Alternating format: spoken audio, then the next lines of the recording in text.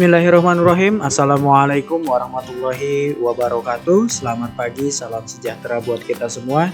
Alhamdulillah, semoga kita semua dalam keadaan sehat walafiat sehingga bisa melaksanakan kegiatan pembelajaran kita pada kesempatan kali ini. Baik, pada pembelajaran kali ini kita masih di tema yang kedua, persatuan dalam perbedaan untuk mata pelajaran bahasa Indonesia, materi menggali informasi penting, kata baku, dan kalimat efektif.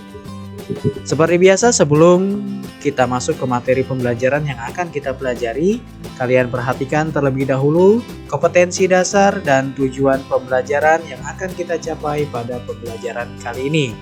Dan jangan lupa untuk like, komen, dan subscribe channel ini agar channel ini semakin berkembang. Untuk poin bahasan yang akan kita pelajari pada pembelajaran kali ini, yang pertama tentang menggali informasi penting dengan menggunakan aspek apa, siapa, di mana, kapan, mengapa, dan bagaimana. Kemudian kata baku, dan yang ketiga adalah kalimat efektif. Masuk ke materi yang pertama, menggali informasi penting. Cara menggali informasi penting dari sebuah teks. Untuk menggali informasi dari sebuah teks, kita akan membuat peta konsep terlebih dahulu menggunakan aspek apa, di mana, siapa, kapan, mengapa, dan bagaimana. Kemudian hasil dari peta konsep tersebut dikembangkan menjadi sebuah paragraf dengan memperhatikan kata baku dan kalimat efektifnya. Itulah kenapa kita hari ini akan belajar tentang kata tanya, apa, di mana, siapa, kapan, mengapa, dan bagaimana.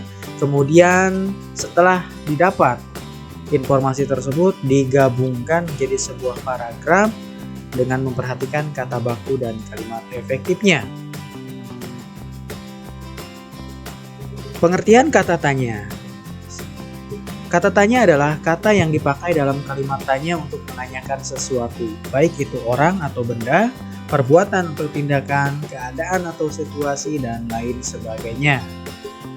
Contoh kata tanya adalah apa, siapa, di mana, kapan, mengapa, dan bagaimana. Masih banyak kata-kata yang tanya yang lain ya, tapi yang kita pelajari hari ini hanya 6 kata tanya ini. Ciri-ciri kata tanya. Kata tanya selalu diikuti dengan tanda tanya pada akhir kalimat. Kemudian kata tanya biasanya terletak di awal sebuah kalimat tanya. Kata tanya seringkali diikuti atau ditambahkan dengan imbuhan sufiks kah seperti apakah, siapakah, di manakah, kapankah, dan lain sebagainya. Fungsi kata tanya. Kata tanya yang pertama, apa? Berfungsi untuk menanyakan benda atau sesuatu, keadaan atau perbuatan, dan segala sesuatu yang berkaitan dengan isi atau pokok bahasan. Jawaban dari pertanyaan yang menggunakan kata tanya apa adalah benda atau sesuatu, pengertian maupun penjelasan tentang hal yang ditanyakan.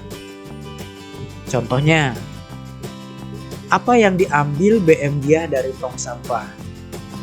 Jawabannya, yang diambil BM dia dari tong sampah adalah naskah asli proklamasi hasil tulisan tangan Insinyur Soekarno. Ini yang ditanyakan apa berarti mengenai tentang benda. Berarti apa yang diambil? Yang diambil adalah naskah asli proklamasi. Fungsi kata tanya selanjutnya yang kedua adalah kata tanya siapa. Berfungsi untuk menanyakan orang atau pihak yang terlibat. Jawaban dari pertanyaan yang menggunakan kata tanya siapa adalah orang atau pelakunya serta pihak yang terlibat sesuatu hal yang ditanyakan. Contoh, siapa yang menjahit bendera pusaka? Nah, berarti yang ditanyakan adalah orangnya atau nama orangnya. Yang menjahit bendera pusaka adalah Ibu Fatmawati. Itu jawabannya, contohnya. Ya, lanjut ke kata tanya yang ketiga, yaitu kata tanya kapan. Berfungsi untuk menanyakan waktu terjadinya sebuah atau suatu peristiwa atau kejadian. Jawaban dari pertanyaan yang menggunakan kata tanya kapan adalah waktu kejadian terjadinya sebuah peristiwa atau kejadian yang dapat berupa jam, hari, tanggal, bulan, ataupun tahun. Contoh, kapan proklamasi kemerdekaan Indonesia dilaksanakan? Proklamasi kemerdekaan dilaksanakan pada tanggal 17 Agustus 1945. Yang ditanyakan adalah waktunya. Di sini ada tanggal, bulan, dan juga tahun. Kemudian fungsi kata tanya yang keempat adalah kata tanya di mana atau ke mana atau dari mana, sama ya. Berfungsi untuk menanyakan tempat berlangsungnya suatu peristiwa, lokasi yang akan dituju, atau tempat yang sedang digunakan atau yang telah didatangi. Jawaban dari pertanyaan menggunakan kata tanya di mana, ke mana, atau dari mana adalah tempat berlangsungnya suatu peristiwa atau kejadian, lokasi yang akan dituju, atau tempat yang sedang dipakai atau yang telah didatangi. Contoh, di mana proklamasi kemerdekaan Indonesia dilaksanakan? Proklamasi kemerdekaan dilaksanakan di Rumah Insinyur Soekarno di Jalan Pegangsaan Timur nomor 56. Itu berarti yang ditanyakan adalah tempatnya, di mana proklamasi. Jawabannya di Rumah Insinyur Soekarno, yaitu di Jalan Pegangsaan Timur nomor 56. Kemudian kita lanjut ke kata tanya yang kelima. Fungsi kata tanya mengapa. Nah, kata tanya mengapa ini berfungsi untuk menanyakan sebab atau alasan suatu peristiwa terjadi. Jawaban dari pertanyaan yang menggunakan kata tanya mengapa adalah penjelasan tentang sebab atau alasan sebuah peristiwa yang terjadi dan ditandai dengan pemakaian konjungsi atau kata hubung karena atau sebab. Jadi jawabannya biasanya karena, sebab gitu ya. Contoh, mengapa terjadi peristiwa Bandung Lautan Api? Jawabannya, peristiwa Bandung Lautan Api terjadi karena, ya ada kata karena ya, konjungsinya atau kata hubungnya, karena untuk mencegah tentara sekutu menggunakan kota Bandung sebagai markas strategis militer mereka. Itu kata tanya mengapa. Lanjut ke kata tanya yang terakhir, yaitu yang keenam. Itu kata tanya bagaimana. Nah, kata tanya bagaimana ini berfungsi untuk menanyakan keadaan atau kejelasan tentang sesuatu hal, cara atau proses pengerjaan sesuatu. Jawaban dari pertanyaan yang menggunakan kata tanya bagaimana adalah penjelasan tentang keadaan, cara atau proses terhadap sesuatu hal yang ditanyakan. Contohnya, bagaimana akhir dari pertempuran Ambarawa? Sehingga jawabannya adalah pertempuran berakhir setelah bertempur selama 4 hari. Dan Indonesia berhasil merebut Ambarawa dan sekutu pun dibuat mundur. Itu proses berakhirnya pertempuran Ambarawa, itu yang ditanyakan prosesnya. Itu fungsi kata tanya yang kita pelajari pada pembelajaran kali ini, yang akan kalian gunakan untuk mencari informasi penting dalam sebuah teks sejarah. Lanjut ke materi kedua tentang kata baku. Setelah informasi penting yang kalian dapatkan menggunakan peta konsep diagram yang ada di buku tema 2, kemudian peta konsep tersebut dikembangkan menjadi sebuah paragraf, tentunya dengan memperhatikan kata baku dan kalimat efektif. Makanya kita pelajari di sini kata baku ya. Pengertian kata baku. Kata baku adalah kata yang pemakaiannya disesuaikan pada pedoman atau kaidah bahasa yang sudah ditentukan. Dalam hal ini PUEBI ya, atau Pedoman Umum Ejaan Bahasa Indonesia. Dulu namanya EYD, sekarang PUBI. Kata baku bersumber dari Kamus Besar Bahasa Indonesia atau KBBI. Jadi setiap kata yang terdaftar dalam Kamus Besar Bahasa Indonesia itu adalah semuanya kata baku. Penggunaan kata baku biasanya digunakan pada acara formal atau resmi, baik dalam bentuk tulisan maupun lisan. Fungsi kata baku sangat beragam, seperti untuk membuat karya ilmiah, membuat surat resmi, pembuatan laporan, lamaran pekerjaan, serta persuratan antar lembaga pemerintahan. Contoh kata baku. Nah, di sini ada beberapa contoh kata baku. Kata tidak bakunya nasihat. Seharusnya kata bakunya adalah pakai i ya, nasihat. Kemudian apotik, itu kata tidak baku. Seharusnya adalah apotek. Kata bakunya. Cuman, kata bakunya cuma. Kemudian ada gubuk pakai G ya. Seharusnya gubuk pakai K. jadwal, yang seharusnya jadwal pakai W. Selanjutnya ada baterai, ya, yang seharusnya kata bakunya adalah baterai. Ya. Itu contoh kata baku yang kita pelajari pada pembelajaran kali ini. Lanjut ke kalimat efektif. Apa itu kalimat efektif? Kalimat efektif dapat diartikan sebagai susunan kata yang mengikuti kaidah kebahasaan secara baik dan benar. Kaidah yang menjadi patokan kalimat efektif dalam bahasa ini adalah kaidah bahasa Indonesia menurut ejaan yang disempurnakan EYD. Sekarang namanya PUBI ya. Istilah EYD sekarang adalah pedoman umum ejaan bahasa Indonesia, PUEBI. Syarat-syarat kalimat efektif.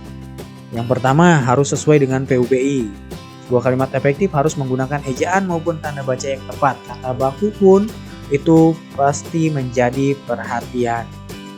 Kemudian yang kedua, sistematis. Sebuah kalimat paling sederhana adalah yang memiliki susunan subjek dan predikat. Kemudian ditambahkan dengan objek pelengkap hingga keterangan. Kemudian yang ketiga, tidak boros dan bertele-tele. Jangan terlalu banyak menghambur-hamburkan kata dan terkesan bertele-tele. Contoh, dia sangat senang sekali. Sudah sangat, ada kata senang sekalinya. Ya. Seharusnya sangat senang udah cukup, atau senang sekali, jangan menggunakan pemborosan kata. Tidak ambigu, pastikan membaca tidak multitafsir dengan kalimat yang dibuat. Contoh, Andi mengambil foto di taman. Nah, mengambil foto di sini apakah mengambil foto yang sudah dicetak atau memotret dengan menggunakan kamera HP-nya? Nah, itu disebut dengan kalimat ambigu yang multitafsir. Nah, sekarang kita masuk ke contoh soal dan pembahasan. Dari penjelasan yang sudah kita jelaskan, yang sudah kita pelajari tadi, kemudian kita perhatikan ada sebuah teks proklamasi kemerdekaan, kemudian berdasarkan teks tersebut kita cari informasi penting menggunakan aspek apa, mengapa, siapa, bagaimana, kapan, dan di mana. Berarti dengan menggunakan kata tanya itu, apa proklamasi kemerdekaan Indonesia? Mengapa terjadi proklamasi kemerdekaan? Siapa yang memproklamasikan kemerdekaan? Di mana proklamasi kemerdekaan Indonesia dilaksanakan? Dan kapan proklamasi kemerdekaan Indonesia itu dilaksanakan? Itu ya, alur mencari informasi pentingnya. Kita cari satu-satu. Untuk kata tanya apa? Kata tanya apa? Apa proklamasi kemerdekaan itu ada di paragraf 1. Proklamasi kemerdekaan itu peristiwa penting bagi bangsa Indonesia. Itu kata tanya yang pertama. Kemudian kata tanya yang kedua, mengapa terjadi proklamasi kemerdekaan Indonesia? Karena peristiwa menjadi tonggak sejarah di mana bangsa Indonesia berhak atas kemerdekaan dan wajib mempertahankannya. Kemudian yang ketiga, di mana proklamasi kemerdekaan Indonesia dilaksanakan? Di kediaman Insinyur Soekarno, Jalan Pegangsaan Timur nomor 56. Kemudian kata tanya yang keempat, kapan proklamasi kemerdekaan Indonesia dilaksanakan? Jelas ya, pada tanggal 17 Agustus 1945. Kata tanya yang kelima adalah siapa? Berarti siapa yang memproklamasikan kemerdekaan? Yang memproklamasikan kemerdekaan adalah Insinyur Soekarno dan didampingi oleh Dr. Andes Muhammad Hatta. Dan yang terakhir, bagaimana proklamasi kemerdekaan Indonesia itu dilaksanakan? Ada paragraf terakhir. Acara dimulai pada pukul 10 dengan pembacaan proklamasi oleh Soekarno dan disambung pidato singkat tanpa teks. Itu informasi penting yang kita dapatkan dari teks sejarah proklamasi kemerdekaan Indonesia. Keenam informasi penting ini kemudian kita masukkan ke diagram untuk apa tadi peristiwa penting bagi bangsa Indonesia. Mengapa? Karena peristiwa tersebut merupakan tonggak sejarah di mana bangsa Indonesia berhak atas kemerdekaan dan wajib mempertahankannya. Siapa yang memproklamasikan? Insinyur Soekarno dan Dr. Andes Muhammad Hatta. Di mana? Di kediaman Soekarno, Jalan Pegangsaan Timur nomor 56. Dan kapan? Tanggal 17 Agustus 1945. Bagaimana pelaksanaannya? Acara dimulai pada pukul 10 dengan pembacaan proklamasi oleh Soekarno dan disambung pidato singkat tanpa teks. Nah, peta konsepnya sudah kita susun, kemudian kita kembangkan menjadi sebuah paragraf dengan memperhatikan kata baku dan kalimat efektif. Dimulai dari apa tadi ya, tergantung sistematika penulisan supaya lebih nyambung ketika dibaca. Sehingga paragrafnya menjadi proklamasi kemerdekaan Indonesia merupakan peristiwa penting bagi bangsa Indonesia.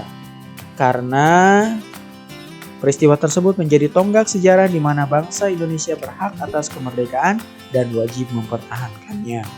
Proklamasi kemerdekaan Indonesia dilaksanakan di kediaman Soekarno di Jalan Pegangsaan Timur nomor 56 pada tanggal 17 Agustus 1945 oleh Insinyur Soekarno dan Dr. Andes Muhammad Hatta.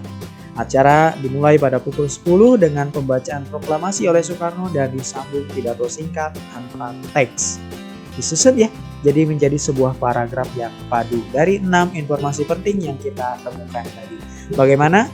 Mudah bukan cara pengerjaan soal peta konsep dan mengembangkannya menjadi sebuah paragraf? Jika belum memahami dengan baik, silakan kalian ulangi video ini sampai kalian benar-benar memahami. Jika sudah paham, kita lanjut ke tugas yang akan kalian kerjakan. Nah, untuk tugasnya bacalah teks berikut. Di sini ada 3 paragraf yang harus kalian kerjakan. Kemudian buat peta konsepnya seperti ini. Cari informasi pentingnya, apa, mengapa, siapa, di mana, kapan, dan bagaimana. Setelah terisi peta konsepnya, kemudian kembangkan menjadi sebuah paragraf dengan memperhatikan kata baku dan kalimat efektif. Jadi tugasnya ada 2 ya. 1, mencari informasi penting dan menuliskannya di peta konsep. Kemudian peta konsep tersebut dikembangkan menjadi sebuah paragraf. Ya. Terima kasih, selamat mengerjakan tugas. Semoga tugas dan latihannya bisa kalian kerjakan dengan baik sehingga mendapatkan nilai yang maksimal. Terima kasih atas perhatiannya, semoga bermanfaat. Wabillahi taufiq wal hidayah. Assalamualaikum warahmatullahi wabarakatuh.